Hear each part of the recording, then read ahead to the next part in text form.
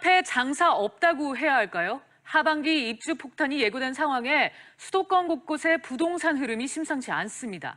매매 가격은 물론 전셋값도 하락세에 접어든 데 이어 수요 부족으로 인한 역전세난 우려까지 나오고 있는데요. 조진희 부동산 전문가와 함께 자세한 상황 짚어보겠습니다. 전문가님 어서 오세요. 네, 안녕하세요. 네, 이런 표현이 적절할지 모르겠습니다만 수도권 주택 시장을 두고 지금 출렁이고 있다 이런 말까지 나오는데요.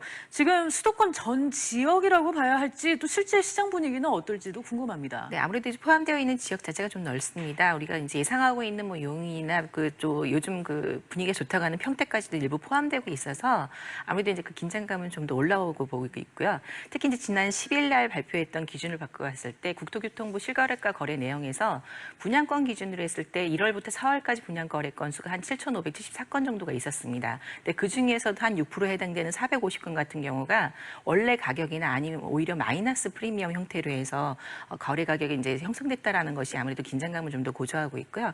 특히 인기가 많았던 동탄 신도시 같은 경우는 미분양이 지금 적재가 되고 있다라는 분. 물론 이제 역세권이나 중심 상업 지역은 괜찮은데 나머지 지역에서 벌써 나오고 있다라는 게 아무래도 위험 요소로 보고 있습니다. 네, 사실 수도권 집값 하락이라든가 미분양 소식 그렇게 낯설지는 않잖아요. 예. 근데 그럼에도 불구하고 이처럼 논란이 된다는 거는 그런 하락폭이 굉장히 이번에 심각하다. 예, 그런 그렇죠. 얘기죠. 아무래도 이제 그 부동산 경기가 굉장히 살아났다고 하는 2014년 이후에도 네. 그 미분양됐던 물건들이 소진이 되지 않아서 오히려 이제 하락폭을 할인폭이라고 저희가 일반적으로 얘기를 합니다. 근데 많게는 30%대가 넘는 할인폭도 벌써 나오기 시작했고요. 그러다 보니까 아무래도 상대적으로 개발 호재가 있다라고 하는 뭐 예를 들어서 신방동산 그 개통 호재가 있던 동천역 주변 같은 경우는 일반 그 신규 분양 아파트 같은 경우 1억에서 2억 정도가 올라 있는 데 대비해서 기존 아파트 너무 할인폭이 커지면서 네. 상대적으로 물량 빼내는 현상들도 나타나고 있는 상황이라고 보시면 될 것 같습니다. 그렇군요.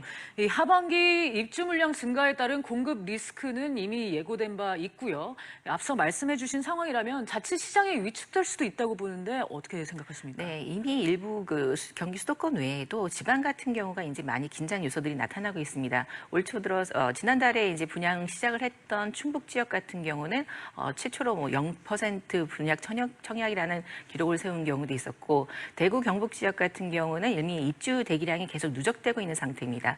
무엇보다도 경남 거제 지역 같은 경우는 실질적으로 지금 산업 구조 조정에 따라서 오히려 뭐 미분양 물건이라든가 물건을 더 마이너스 형태로 내놓는 그런 것들이 적재되고 있는 상태로 전체적인 시장 경기가 하락되지 않겠느냐 이런 긴장감도 나오고 있는 상황이라고 보시면 될 것 같습니다. 네, 전문가님 한 가지 의문이 드는 게요. 이런 분위기와는 굉장히 대조적으로 네. 지금 서울 지역이라든가 아니 네. 일부 수도권 지역의 집값이 다시 상승을 하고 있거든요. 네. 이 배경은 어떻게 이해를 할 수 있을까요? 우선 이제 말씀하신 것처럼 지난주를 비교하더라도 네. 6.19 대책 이후로 잠깐 가격이 빠졌던 강남 4구 같은 경우 오히려 지금 그때 대비해서 한 2배에서 5배 정도까지 급상승하고 있습니다. 네. 그 시장 반응이 가장 그렇게 크게 나오고 있는 거는 우선적으로는 신규 공급이 오히려 줄어들 것이다. 특히 이제 재건축 아파트에 대한 규제가 나옴으로 인해서 오히려 정상적인 일반 분양가라든가 아니면 이미 분양을 했던 신규 아파트에 대해서 오히려 사자라는 그리고 또 한 가지는 가장 큰 개발 호재가 아무래도 이슈가 있습니다. 근데 특히 이제 강남 지역의 지금 그 영동대로 지중화 사업이라든가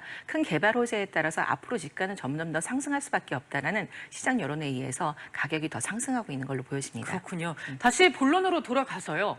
미분양 측면도 짚고 넘어가야 할 것 같은데요. 사실 기존 미분양도 해소하지 못하는 상황에서 분양 물량까지 늘어난다면 엎친 데 덮친 격 아닙니까? 네, 맞습니다. 지금 말씀하신 것처럼 지금 저희가 가장 위험수로 보고 있는 것 중에 하나가 올 하반기부터 어떻게 보면 장기적으로라고 볼 수가 있는데 2019년도까지 대기 물량이라고 있는 수도권 물량들이 30만 가구가 넘습니다. 근데 기존에 이미 미분양이 돼서 적재되어 있는 물량들, 특히 이제 대부분 중대형 평형이라고 하는 132m 제곱 이상 분양 면적을 갖고 있는 그런 물량들이 가격을 하락하고 오히려 할인 분양을 하다 보니까 주변에 있는 기존 아파트 가격도 동반 하락하는 현상들도 지금 보여주고 있습니다. 그러다 보니까 매매 가격과 전세 가격도 같이 하락하는 그런 현상들을 지금 보이고 있습니다. 그렇군요. 그렇다면 여타 지역에 피해 또한 배제할 수 없지 않을까요? 예, 물론 이제 그런 주변에는 영향을 주는데 저희 네. 나라 부동산 특성이 하나가 있습니다. 그 자신이 살던 그 지역에서 개별 지역으로 특별히 많은 이동들이 일어나지 않습니다. 그래서 어떤 지역에 문제 요소가 생기면 그 지역 중심으로서의 영향이